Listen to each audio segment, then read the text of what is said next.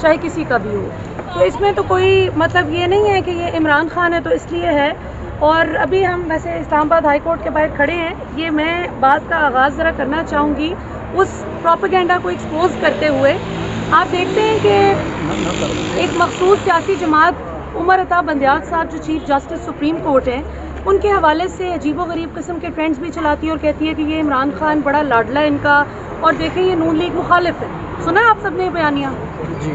اب اس بیانیے کو میں آج جلدی سے ذرا ایکسپوز کروں کہ جب جب ان کو فائدہ ہوتا ہے. آپ کو پتہ ہے آج عمران خان اگر حکومت سے باہر ہیں, اقتدار سے باہر ہیں, تو وہ کس وجہ سے کہ چیف جسٹس عمر عطا بندیال صاحب نے ڈپٹی اسپیکر قاسم سوری کی رولنگ کو اڑایا تھا, جس وجہ سے پی ٹی آئی گورنمنٹ ختم ہوئی تھی اور شہباز شریف اس دن وزیر اعظم بن گئے تھے جس دن ان پر فرد جرم عائد ہونی تھی, ان کی انڈائٹمنٹ ہونی تھی.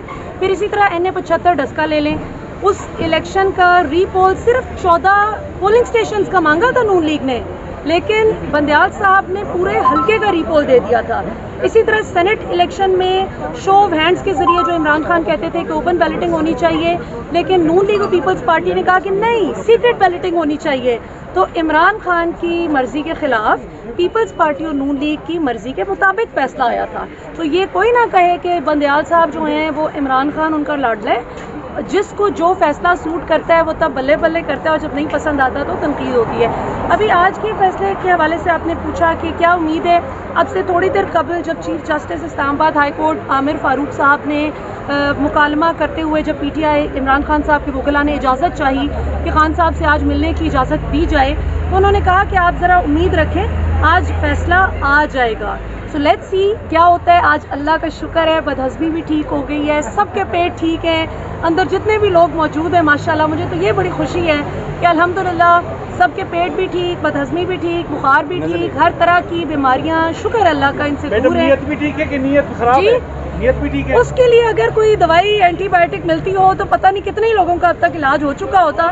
تو اس کا میں کچھ کہہ نہیں سکتی.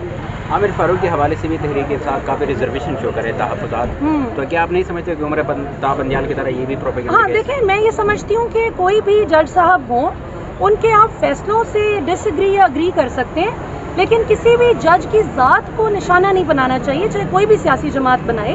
اور اس پہ یہاں پر ایک تھوڑا سا فرق بھی ہے. عام پاکستانی یوزرز یا آپ کہہ لیں پی ٹی آئی کے سوشل میڈیا ٹیم کے کچھ لوگ ہوں گے یا پی ٹی آئی سے ہمدردی رکھنے والے لوگ ہوں گے جو عامر فاروق صاحب پہ تنقید کر رہے ہیں, لیکن آن دا کنٹریری مریم نواز صاحبہ پارٹی کی لیڈر ہے, وہ وائس چیئرمین ہے, اور وہ اس طرح کی بات جب کریں سیدھے سیدھے عمر عطا بندیال صاحب کو, جب کہ فائدے میں نے گنوا دیے آپ کو ان کے کتنے ہوئے نون لیگ کو ان کے فیصلوں سے, تو یہ رویہ نامناسب ہے چاہے کوئی بھی کرے. ہاں البتہ عامر فاروق صاحب نے جس طرح سے اس معاملے کو ڈیلے کیا ہے, اس پہ ظاہر ہے کہ بہت سے ماہرین قانون کی ریزرویشن ہے, رائٹلی سو, کہ معاملہ اتنا نہیں لٹکنا چاہیے تھا.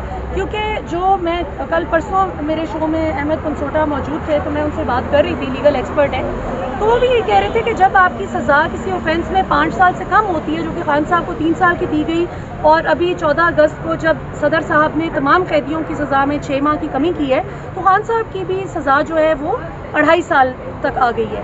تو ایسی سزا جو ہے یہ جلدی اس کے وائپ آؤٹ ہونے کا چانس ہوتا ہے.